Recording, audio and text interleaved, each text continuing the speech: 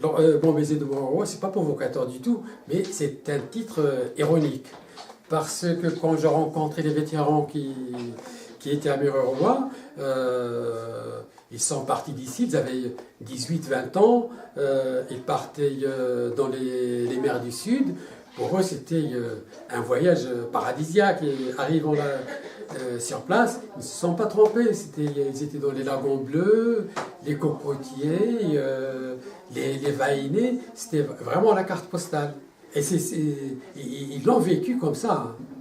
Ils l'ont vécu comme ça jusqu'à ce que revenus en Bretagne, et ils étaient nombreux, on parle de 50 000 Bretons.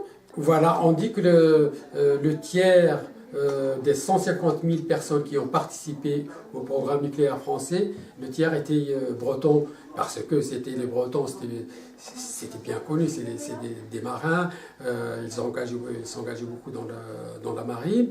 Et si on prend l'exemple, par exemple de André Potin qui est dans le film, lui, au bout d'un moment, il s'est trouvé, par la force des choses, soutien de famille. Il fallait qu'il fasse bouillir la marmite. Ben, qu'est-ce qui lui restait? C'était s'engager dans la marine. Et là, dans la marine, il a appris que s'il acceptait de partir dans les mers du Sud, donc en Polynésie, à Tahiti, sa solde serait doublée ou triplée. Et donc le choix a été vite fait pour lui. Comment la France peut sortir de cette espèce de spirale infernale?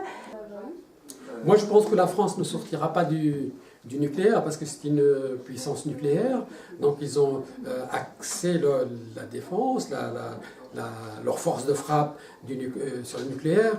Donc, ils ne peuvent pas sortir du programme nucléaire parce que les centrales nucléaires, elles produisent l'électricité, bien sûr, mais elles produisent aussi le plutonium, qui est le combustible essentiel pour les bombes atomiques, pour les missiles. Donc, ils vont continuer à faire tourner les centrales pour avoir Mais comment on peut faire continuer à faire tourner des centrales qui ont dépassé leur durée de vie?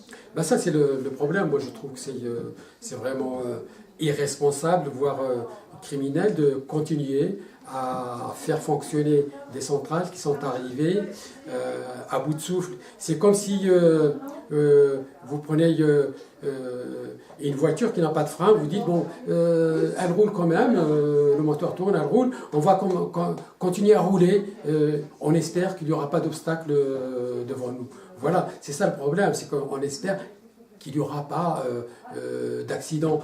Mais ça, les accidents sont probables. Je crois que même dans l'esprit des spécialistes en charge des centrales, ils savent que les accidents sont probables. Maintenant, c'est une vraie probabilité. Et on ne peut rien faire? Des films? Des films? Pour que les gens soient responsables, soient citoyens? Et je pense qu'il faut continuer le travail que vous faites. Je continue le travail que je fais. Les autres continuent. C'est comme ça qu'on arrive à faire émerger une conscience. Je crois c'est à force de faire des choses qu'on réalise des projets, comme dit un grand philosophe dont j'ai oublié le nom, l'utopie, ce sont des choses qui ne sont pas encore réalisées. C'est-à-dire je pense qu'on peut agir sur le monde, on peut agir sur la société dans laquelle on vit, si on fait chacun sa part de citoyen dans la société.